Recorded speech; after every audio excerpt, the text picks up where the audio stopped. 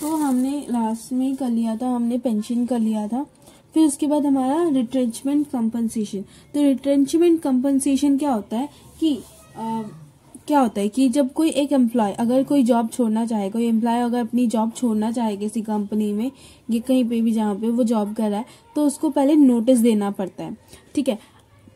अगर वो नोटिस नहीं, उसको नोटिस देना पड़ता है। तो वैसे ही अगर कोई एम्प्लॉयर किसी एम्प्लॉय को निकाल रहा है अपने काम से, अपने उसके जॉब से उसको निकाल रहा है, किसी एम्प्लॉय को निकाल रहा है कोई एम्प्लॉयर, तो उसको भी कुछ नोटिस देना पड़ता है। अगर वो नोटिस नहीं देता है तो उसके लिए उसको रिट्रेंचमेंट कंपनसेशन देना पड़ता है, अगर वो बिना बोले उसको निकाल रहा है, ठीक है, उसके कॉन्ट्रैक्ट को कैंसिल कर रहा है। तो वो होता है हमारा रिट्रेंचमेंट कंपनसेशन।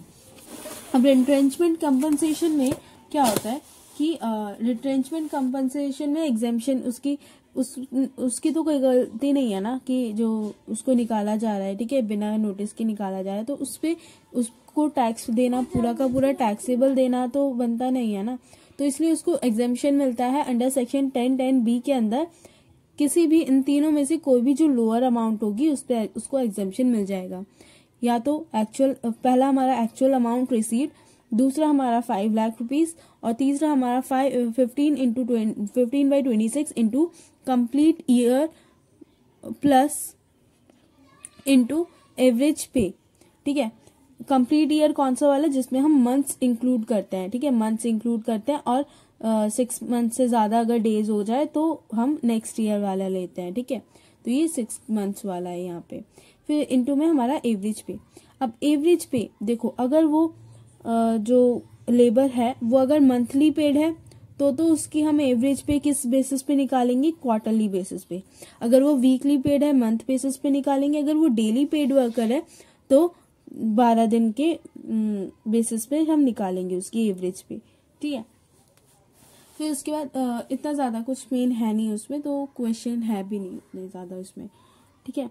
फिर उसके बाद हमारे नेक्स्ट है compensation received at the time of voluntary retirement 10(10)(c) के अंदर, सेक्शन 10(10)(c) के अंदर। तो compensation received at time of voluntary retirement क्या होता है? वॉलंटरी रिटायरमेंट होता है कि जो एम्प्लॉय है उसकी रिटायरमेंट की एज नहीं हुई है पर वो जल्दी ही अपनी रिटायरमेंट लेना चाह रहा है, तो वो हमारी वॉलंटरी रिटायरमेंट है।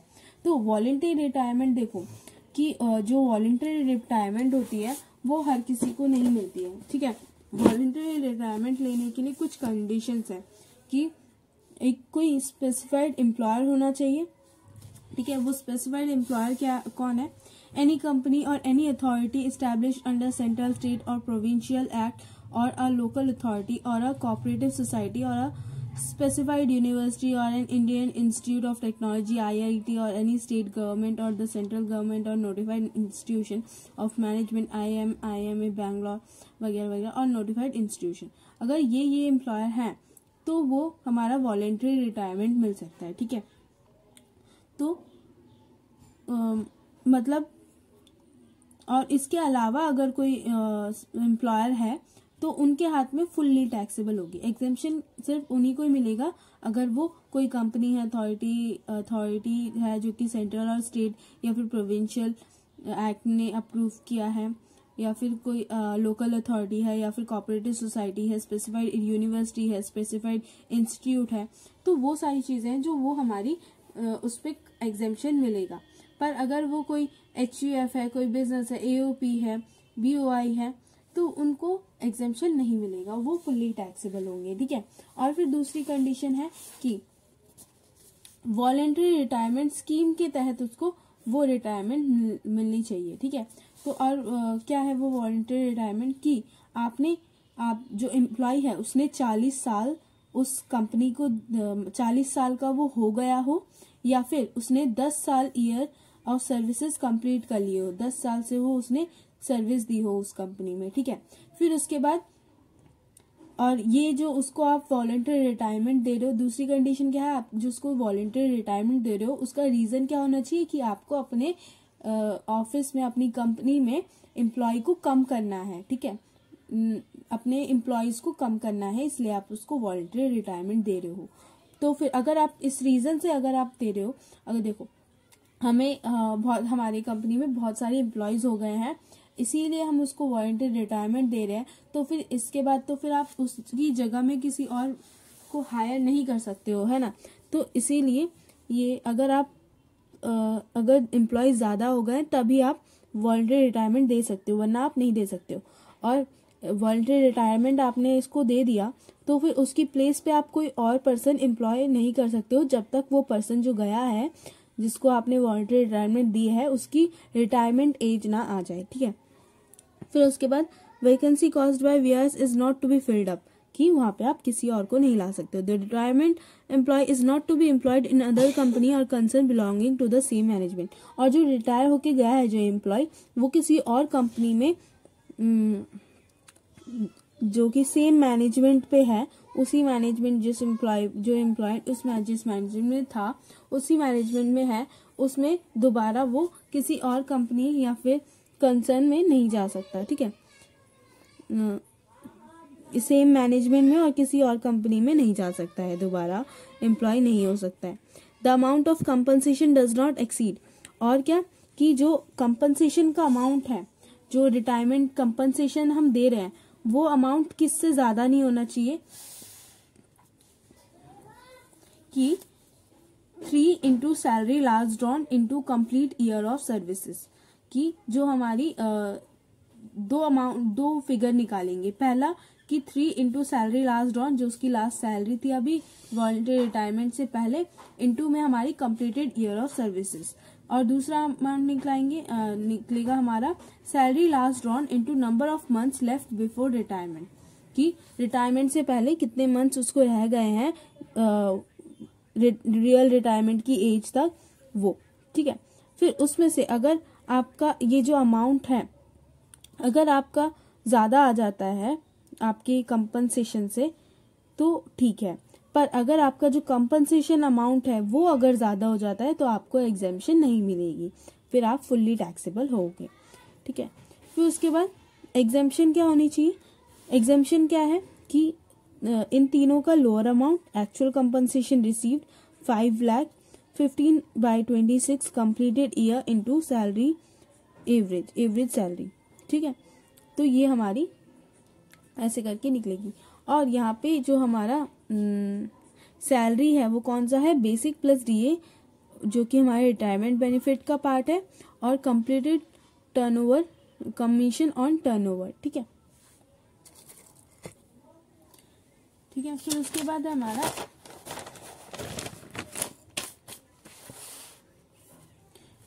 है हमारा एन्युटी। एन्युटी क्या होता है कि एन्युटी एक सम ऑफ अमाउंट जो कि हमारा जो एम्प्लॉयर है वो हमें देता है, चाहे वो वॉलंटरी अमाउंट दे रहा हो, वॉलंटरी हो या फिर कॉन्ट्रैक्चुअल अमाउंट दे रहा हो, ठीक है। ये ईयरली अलाउंस है जो कि रिटायरमेंट के बाद मतलब पूरी लाइफ में पूरा टाइम हमें मिलेगा। जैसे कि पेंशन की तरह ही हो गई, ये भी एक एन्युटी होती है, ठीक है, जो हमें लाइफ टाइम मिलती है। तो कैसे मिल सकती है? देखो, या तो वो एक प्रेजेंट एम्प्लॉयर दे रहा है, मतलब at the time of services मिल रही है हमें, तो वो हमारी फुल्ली टैक्सेबल होगी। अगर वो bye N x employer they रहा है, मतलब हमें पहले हम जहाँ काम कर रहे हैं उससे पहले हम जहाँ काम करते थे वो एम्प्लॉयर अगर हमें दे रहा है, तो वो भी हमारी फुल्ली टैक्सेबल होगी। और किस सेक्शन के तहत? 17(3) सेकेंड के तहत हमारी फुल्ली टैक्सेबल होगी। और अगर हमें कोई एक्स एम्प्लॉयर से जो एन्युटी हमें मिलती है उसको हम क्या कहते हैं? प्रॉफिट इन लिeu ऑफ सैलरी कहा जाता है, ठीक है। अगर कोई पर्सन अदर देन एम्प्लॉयर मिल रहा है तो वो हमारा क्या होगा? वो भी हमारा टैक्सेबल होगा। अदर देन एम्प्लॉयर कैसे? कि आफ्टर डेथ वाला, यहाँ पे आफ्टर डेथ वाला है, तो वो हमारा आफ्टर डेथ वाला भी हो सकता है, या फिर अगर आपने एन्युटी के लिए अप्लाई किया है अदर देन एम्प्लॉयर से, मतलब जॉब के बाहर आपने किसी सेक्टर से वो किया है, ठीक है, तो वो हमारा टैक्सेबल डेथ वाला नहीं होगा यहाँ पे।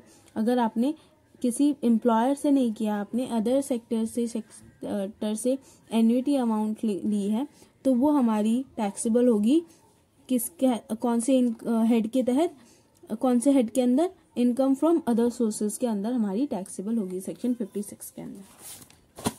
फिर उसके बाद हमारा salary received in lieu of notice period, कि salary received in lieu of notice period क्या होता है?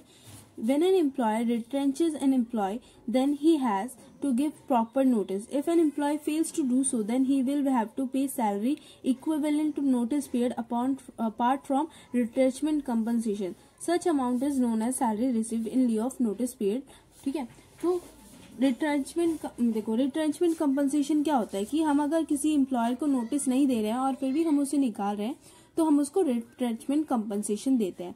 ठीक है, अब हम उसके अलावा अगर हमारा नोटिस हमने नहीं दिया तो जो वो नोटिस पीरियड होता है ना, कि 1 मंथ के अंदर, मतलब 1 मंथ पहले आपको नोटिस देना है, अलग अलग कंपनी का अलग अलग है, तो वो जो नोटिस पीरियड है उसका जो सैलरी, मतलब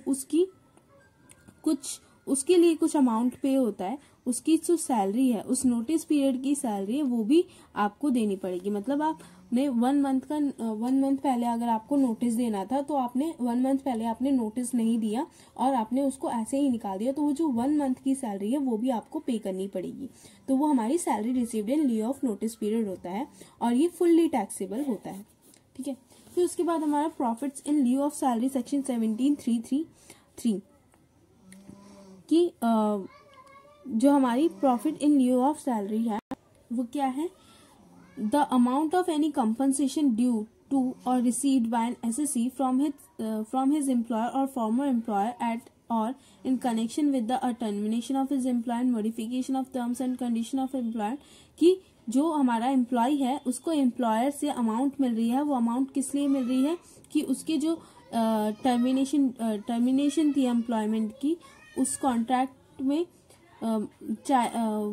टर्मिनेशन की वजह से मिल रही है या फिर कुछ मॉडिफिकेशन की वजह से मिल रही है, तो वो हमारा profit in lieu of salary होता है। वो किससे मिल सकती है? एम्प्लॉयर से, प्रेजेंट एम्प्लॉयर से मिल सकती है और फॉर्मर एक्स एम्प्लॉयर से भी मिल सकती है। ठीक है, any payment due to or received by an assessee from his employer or former employer except the following, और वो क्या क्या होना चाहिए? वो ग्रेच्युटी नहीं होनी चाहिए, हाउस रेंट नहीं होना चाहिए, कम्यूटेड पेंशन नहीं होनी चाहिए, रिट्रेंचमेंट कंपनसेशन नहीं होनी चाहिए, payment from an approved superannuation fund नहीं होना चाहिए, payment from statutory provident fund और पब्लिक फंड नहीं होना चाहिए, payment from recognised provident fund नहीं होना चाहिए। तो इसके अलावा अगर कोई पेमेंट मिल रही है तो वो हमारी profit in lieu of salary आएगी। ठीक है, और any payment from unrecognised provident fund or such other fund to the extent to which it does not consist of contribution by the SSC on registered on such contribution, और कोई unrecognized provident fund है। ठीक है, फिर उसके बाद any sum received by the employee under the keyman insurance policy, अगर किसी keyman insurance policy के अंदर मिल रहा है उसको, तो वो भी हमारा profits in lieu of salary आएगा। any amount due to or received by the employees in lump sum or otherwise prior to employment or after cessation of employment, और अगर कोई इसको अमाउंट मिल रही है एम्प्लॉयमेंट से पहले या फिर आफ्टर एम्प्लॉयमेंट के बाद, ठीक है, तो वो भी हमारा profit in lieu of salary आएगा। फिर उसके बाद है हमारे अलाउंसेस।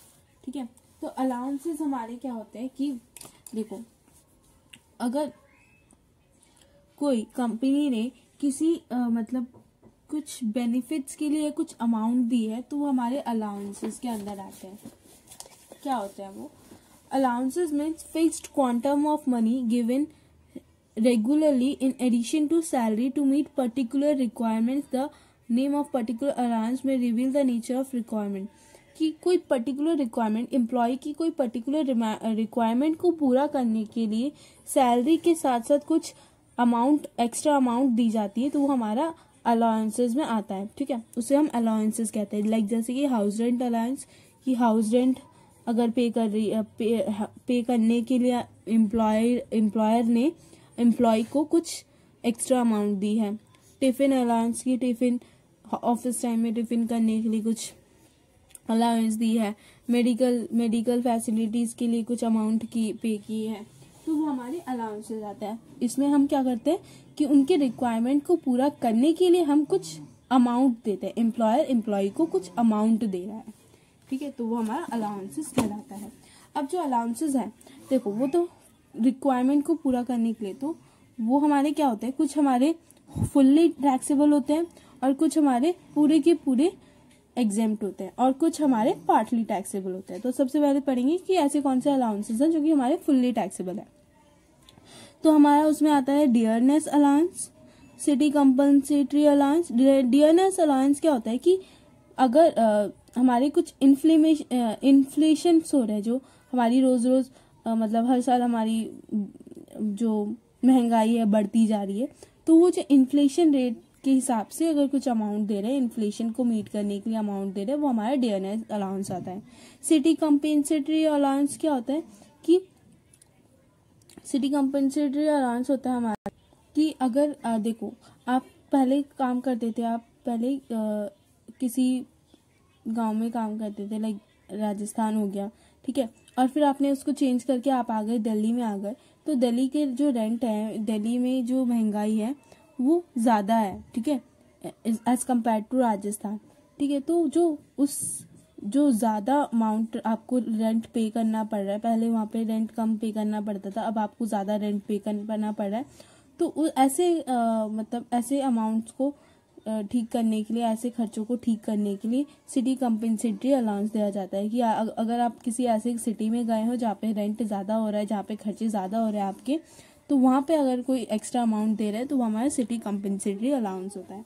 मेडिकल अलाउंस की आपको मेडिकल फैसिलिटीज़ के लिए कोई अलाउंस दे दिया। सर्वेंट अलाउंस की आपने कोई सर्वेंट रखा अपने घर पे, मेड वगैरह रखी है, तो उसके लिए अलाउंस दे रही है। प्रोजेक्ट अलाउंस की आप कोई पर्टिकुलर प्रोजेक्ट, तो प्रोजेक्ट अलाउंस क्या होता है कि प्रोजेक्ट अलाउंस की अगर किसी प्रोजेक्ट के लिए कुछ अलाउंस दिया जा रहा है, प्रोजेक्ट करने पे कुछ रिवॉर्ड एज ए रिवॉर्ड आपको कुछ अलाउंस दिया जा रहा है, इंटरिम अलाउंस कोई दिया जा रहा है। तो नॉन प्रैक्टिसिंग अलाउंस क्या होता है कि अगर आपको प्रैक्टिस ना करने के लिए अलाउंस दे रहे हैं, लाइक जैसे कि किसी प्रैक्टिसिंग प्रोफेशनल को किसी कंपनी ने हायर किया है, वो काम करवा रहा है उससे, तो अगर वो कंपनी को डर होता है कि जो वो प्रैक्टिसिंग कर रहा है अभी, वो फिर उसके बाद प्रैक्टिस की कंप्लीट हो जाने के बाद वो अच्छे और उनके जो कस्टमर्स हैं उनको छीन लेगा, कि जो जानने वाले कस्टमर है उसके पास डायरेक्ट उससे लिंक करेंगे, हमारे पास नहीं आएंगे। तो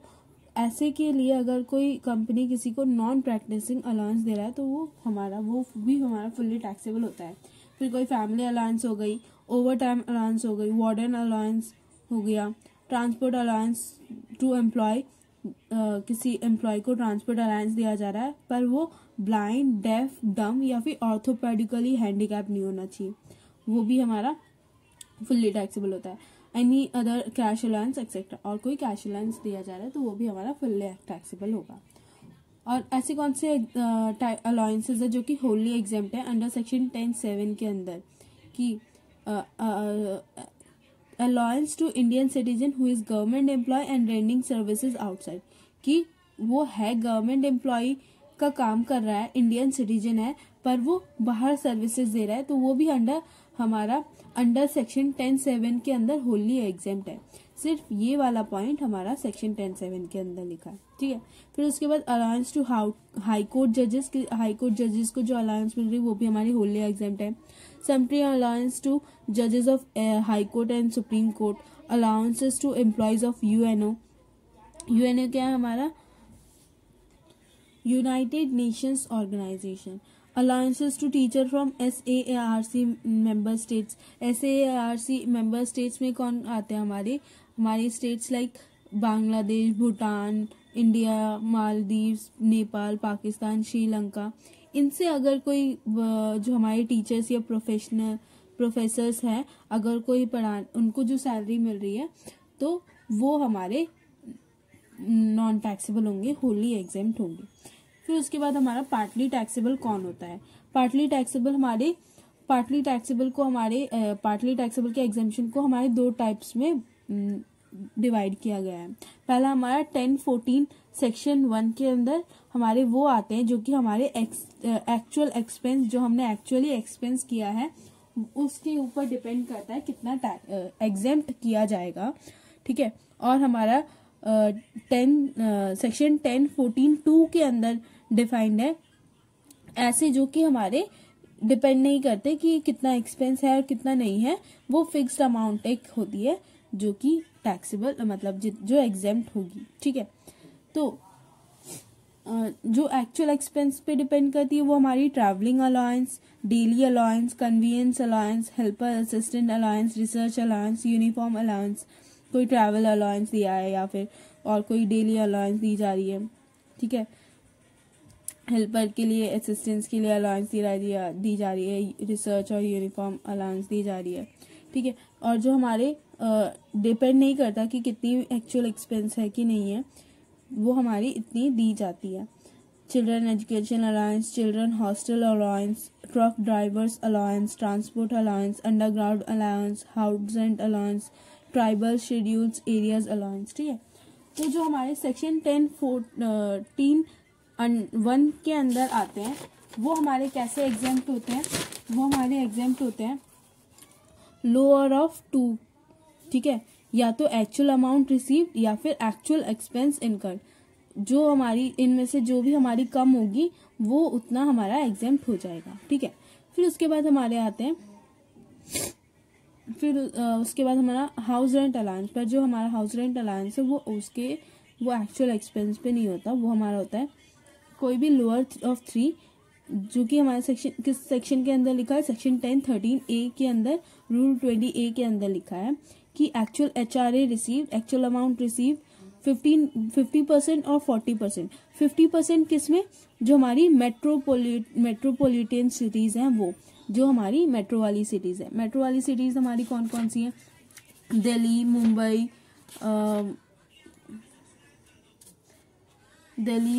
हो गई, और क्या है,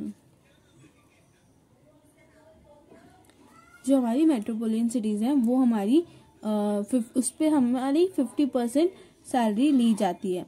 अगर वो नॉन मेट्रोपॉलिटन सिटीज है उस पे हमारी 40% सैलरी मिलती है, ठीक है। और हमारा और तीसरा क्या है, rent paid minus 10% of salary. इन तीनों में से जो भी लोअर होगा वो एग्जेम्पशन मिल जाएगी। सैलरी कैसे कैलकुलेट करते हैं HRA में, basic plus DA, retirement benefit वाला, प्लस कमीशन ऑन टर्नओवर, ठीक है। फिर उसके बाद हमारा चिल्ड्रन एजुकेशन अलाउंस, कि चिल्ड्रन एजुकेशन अलाउंस हमें मिलता है मिनिमम ऑफ 100 पर मंथ पर चाइल्ड, एक्चुअल अमाउंट रिसीव्ड, कि जो भी इन दोनों में से कम होगा वो। और ये जो होता है सिर्फ 2 चाइल्ड के लिए होता है, ठीक है, कोई से भी 2 चाइल्ड के लिए होता है ये, ठीक है। फिर उसके बाद 2 चाइल्ड के लिए होता है, और इस पे स्टेप चाइल्ड्स आ सकते हैं, बट क्या नहीं आ सकते, हमारे इलेजिटिमेट नहीं आ सकते, और हमारे ग्रैंड चाइल्ड्स नहीं आ सकते, ठीक है।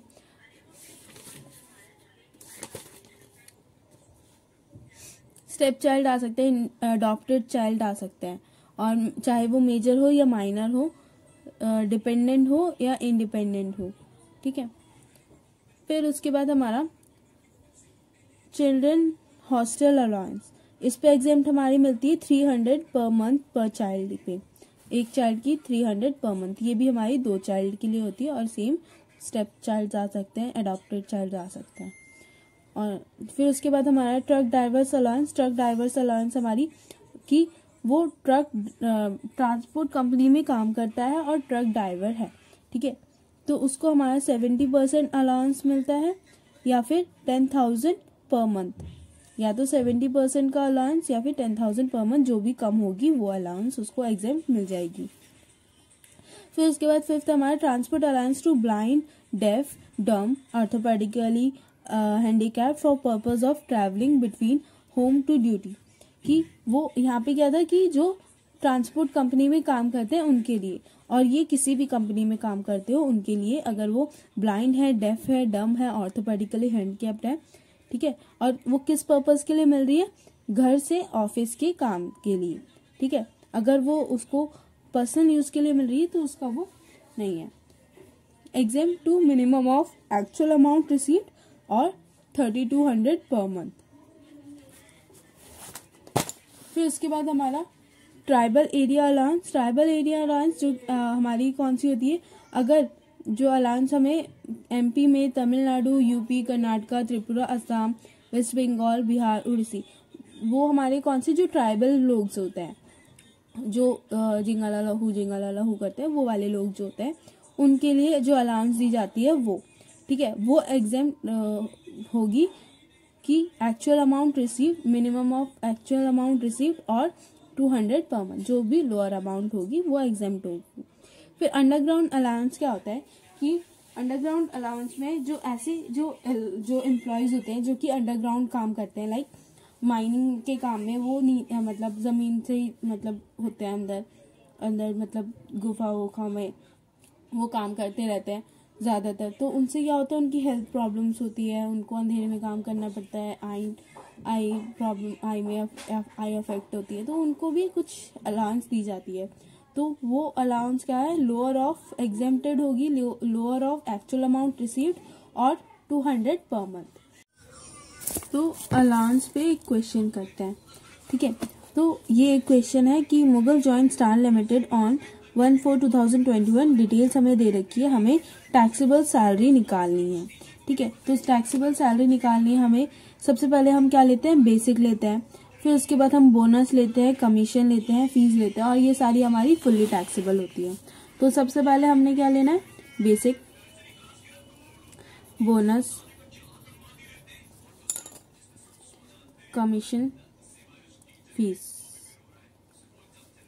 हमारी जो बेसिक है वो कितनी है, 5000 पर मंथ, 5000।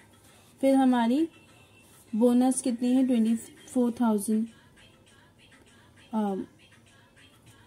अच्छा, हमें ईयर का निकालना है, पूरे ईयर का, तो 5000 इंटू 12 हमारा 60,000 हो जाएगा, और बोनस हमारा 24,000 पर ईयर है, एनुअल है। फिर उसके बाद कमीशन हमारा 9,000 पर ईयर है, फीस हमारी 5,000 पर ईयर है। फिर उसके बाद हम यहाँ पे देखो, फिर उसके बाद हमारे अलाउंसेस आ गए। तो अलाउंसेस में हमारा डीएनएस अलाउंस हमारा फुल्ली टैक्सेबल होता है। अब हमारे सारे अलाउंसेस आ गए, डीएनएस अलाउंस हमारा फुल्ली टैक्सेबल होता है, जो कि हमारा कितना है, 20,000 पर मंथ है। 50% कंसिडर फॉर रिटायरमेंट बेनिफिट, वो भी इंक्लूड होगा। तो 2,000 हमारा 12 इंटू 12 होगा कितना, 24,000। फिर उसके बाद हमारा education allowance 1,000 per month, he has 1 son and 3 daughters, तो 1,000 पर मंथ उसका कितना है, एजुकेशन अलाउंस है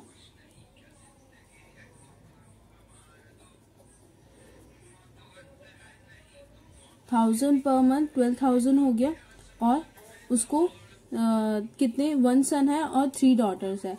तो एजुकेशन अलाउंस हमारा किस पे मिलता है, 2 चाइल्ड पे मिलता है, और कितना मिलता है, 100 पर मंथ मिलता है। तो 100 पर मंथ 2 चाइल्ड का हो गया 200 पर मंथ, और ईयरली हो गया 2400, ठीक है।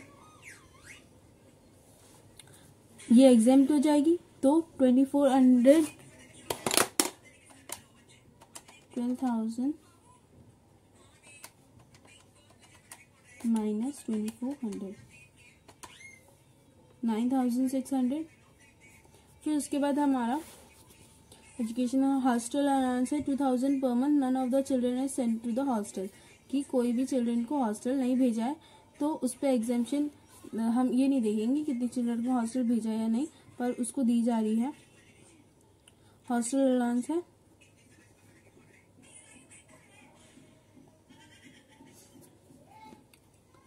2,000 पर मंथ है, तो 2,000 पर मंथ है, उसकी ईयरली कितनी होगी, 24,000, और ईयरली उसको हमारी हॉस्टल अलाउंस कितनी मिलती है, 300 मिलती है। 300 पर मंथ मिलती है, 2 चाइल्ड की हो गई 600, 600 इंटू 12 कितना होगा, 7,200 माइनस 24,000, 16,800 हमारे टैक्सेबल होगा।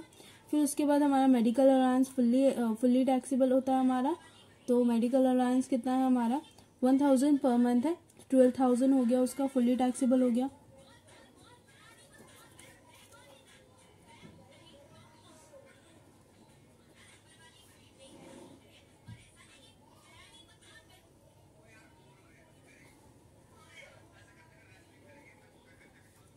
फिर उसके बाद हमारा ट्रांसपोर्ट अलाउंस हमारा है 1800 per month being used for office to resident and vice versa. तो हमें ट्रांसपोर्ट अलाउंस में हमें बताया नहीं है कि कौन सा ट्रांसपोर्ट अलाउंस है, कि ब्लाइंड डेफ को दिया जा रहा है या नहीं। तो हम मान लेंगे कि ये नॉर्मल ट्रांसपोर्ट अलाउंस है जो कि हमारा फुल्ली टैक्सेबल होता है। कितना मिल रहा है? 1800 इंटू 12 21,600।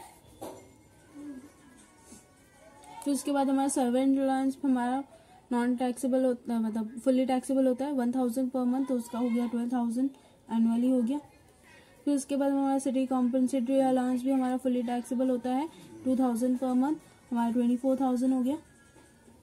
फिर उसके बाद हमारा एंटरटेनमेंट अलाउंस हमारा फुल्ली टैक्सेबल होता है 1000 पर मंथ है, तो एनुअली हमारा 12,000 एनुअली हो गया, एंटरटेनमेंट अलाउंस हो गया। फिर हमारा असिस्टेंट अलाउंस होता है हमारा, वो होता है हमारा 3,000 पर मंथ। इसमें हम क्या करते हैं, एक्चुअल अमाउंट, इसमें हमारा पार्टली टैक्सेबल होता है, एक्चुअल अमाउंट एक्चुअल एक्सपेंस पे डिपेंडेंट होता है। तो 3,000 पर मंथ मिल रहा है, पर paid to assistant 2,000 per month हो रहा है, तो 2,000 पर हमारा एग्जेम्प्ट हो जाएगा। 36,000 उसका हुआ कितना, 36,000 उसका 36,000 उसका बना है, और उसने एक्चुअली अमाउंट कितना पे किया है 2,000 करके पर मंथ, तो हमारा 24,000 पर मंथ उसने पे किया है, तो टैक्सेबल कितना होगा बचा जो हमारा 12,000। ट्रांसपोर्ट अलाउंस, फिर हमारा servant allowance, city compensatory, entertainment,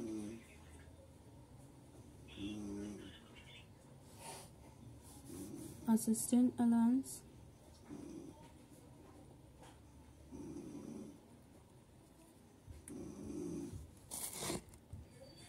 फिर उसके बाद हमारा प्रोफेशनल डेवलपमेंट। प्रोफेशनल डेवलपमेंट जो होता है हमारा एक्चुअल एक्सपेंस से पर मतलब एक्चुअल एक्सपेंस पे डिपेंड करता है उसकी एग्जेम्पशन। तो उसको कितनी मिली है 2,000 पर मंथ, तो 24,000 उसकी हो गई, और उसने एक्चुअली कितना रिसीव किया है 8,000, एक्चुअल कितना एक्सपेंस किया है 8,000 पर मंथ।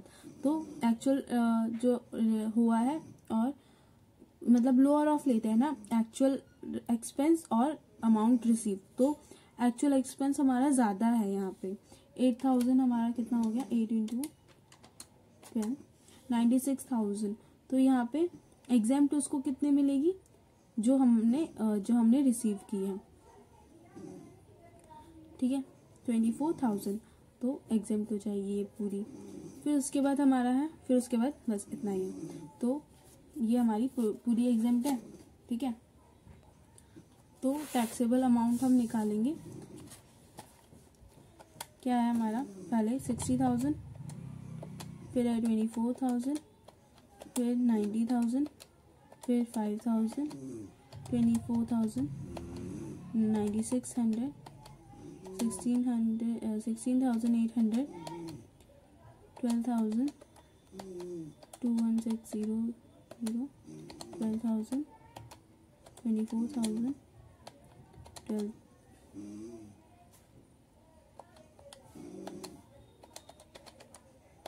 और हमारा प्रोफेशनल डेवलपमेंट वो हमारा नील है, तो ये हमारी टैक्सेबल कितनी आ गई चेक कर लेते हैं पहले।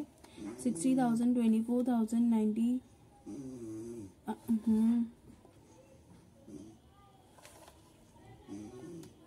90,000, 5,000, 24,000, 9,600, 16,800, 12,000, 21,600, 12,000, 24,000, 12,000, 12 अच्छा प्लस 12,000, ये हमारा 9,000।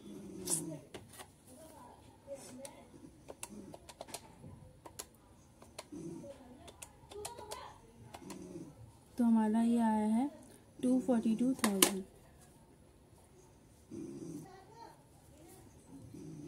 242,000 ये हमारी ग्रॉस टैक्सेबल सैलरी है।